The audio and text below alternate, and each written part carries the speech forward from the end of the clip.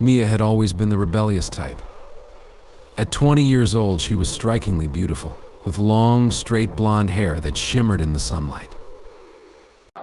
Her parents, Sarah and John, had always hoped she would channel her energy into something productive, especially since they were paying for her university education.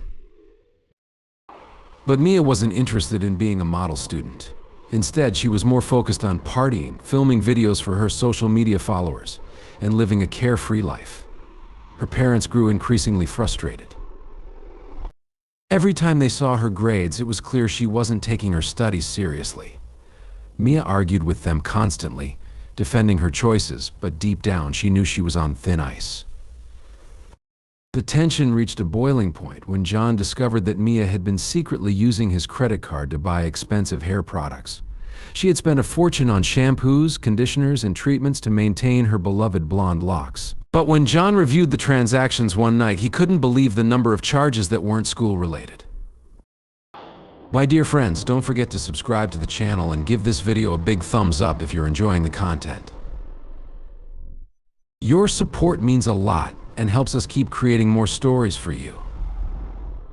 Now, let's get back to the story and see what happens next. That evening, John sat down with Sarah. "She's out of control," he said, his voice heavy with frustration. "We've given her every opportunity, but she's throwing it all away.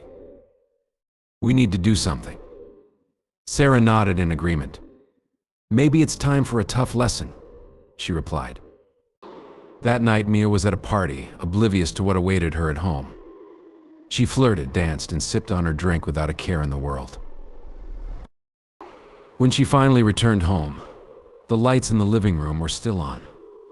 John and Sarah were waiting for her, both standing next to a pair of suitcases. Mia rolled her eyes, annoyed by what she assumed would be yet another lecture. "What now?" she muttered. John's face was stern. "We've had enough," he said sharply. "You're going to return every penny you spend on my credit card, or you're out of this house." Mia crossed her arms, her tone dripping with sarcasm. "It was for my studies," she lied. John's eyes darkened with anger. "For your studies? You think I'm that stupid?" He stepped closer, his voice rising. "You've been spending hundreds on hair products. You have two choices now. Either leave this house, or cut your hair and sell it to pay back some of what you owe." Mia's heart skipped a beat. Cut her hair. The very thought of it sent a wave of panic through her.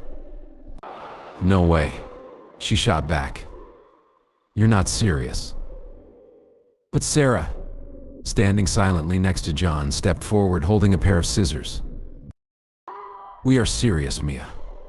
Sarah, 42 years old, said calmly, "You've pushed us too far this time." Mia looked at her mother in disbelief. "You can't be serious, Mom," she shouted. But there was no hint of doubt in Sarah's eyes. John pulled out a chair at the dining table. "Sit down," he commanded. Mia resisted, trying to pull away. "You can't make me do this," she screamed. But John grabbed her arm and forced her into the chair. Sarah stood behind her, holding her thick blonde hair in one hand. Mia struggled, her hands gripping the edge of the table. But Sarah was quick. With a decisive snip, the long locks that Mia had cherished so much fell to the floor, leaving her with a rough bob cut. Mia, now 20 years old, looked down in shock at the pile of hair on the floor. Tears welled up in her eyes. "Why are you doing this?" she sobbed.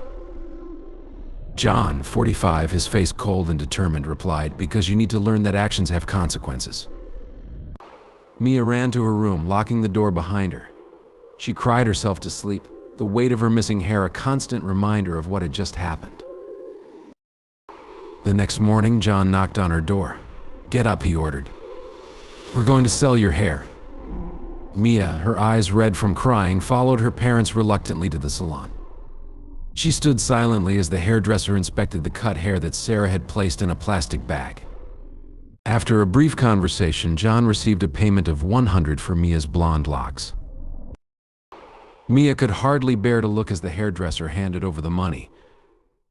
But even after selling her hair, Mia couldn't resist eyeing the hair products on the shelves. She reached out for a bottle promising rapid hair growth. But before she could take it, John grabbed her hand. "You still don't get it, do you?" he said angrily. He turned to Sarah and whispered something in her ear. Sarah nodded, and before Mia could react, John pulled out a pair of clippers from the drawer beside the salon chair. Mia's eyes widened in horror. "Wait, please, no," she begged, panic setting in. She tried to stand up, but John held her down firmly in the chair. "You haven't learned your lesson," John growled, "and now you'll pay the price." The loud buzz of the clippers filled the air.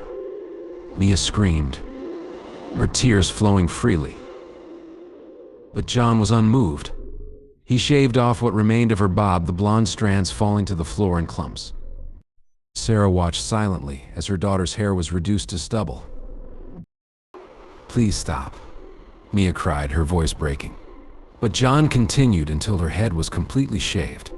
He stepped back, the clippers silent. As Mia sat in the chair, trembling with sobs, "You'll be shaved every day," John declared, his tone firm and unyielding, "until you learn to take responsibility." Mia's heart pounded in her chest, her breath shaky as she ran her fingers over her bare scalp.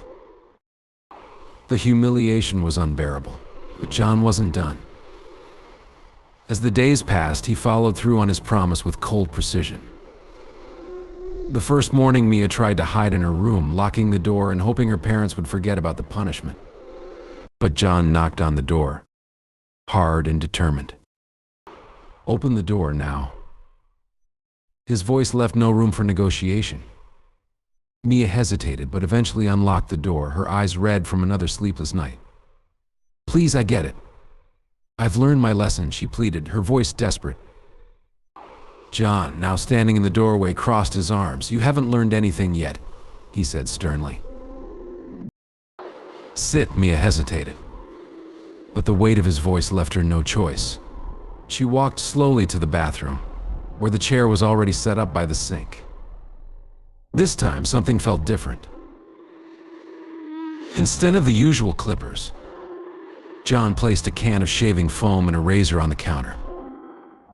Her heart sank. "No, please," she whispered, her eyes wide with fear. "Not this." John ignored her pleading. He shook the can and sprayed the foam into his hands.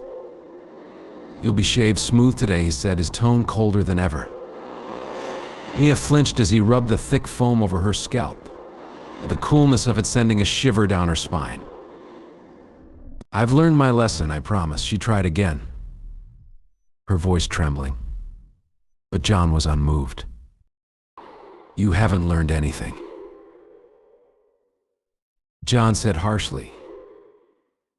As he picked up the razor, "When you take responsibility for your life, this will stop. Until then, you'll be shaved every day." Mia gripped the sides of the chair, her knuckles turning white as John began.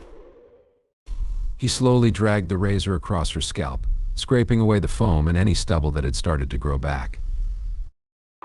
Each stroke felt like a reminder of how much control she had lost. She could feel the cold steel of the razor, the slow, methodical way he moved across her head. It was humiliating, but she knew there was no escape. "Stay still," John ordered, as she flinched when the razor moved near her ear. His hand was steady. Not allowing any room for protest, the sound of the razor gliding across her scalp filled the small room. And with every stroke, Mia felt more helpless. "Please, I'm sorry," Mia said, barely able to hold back tears as John continued.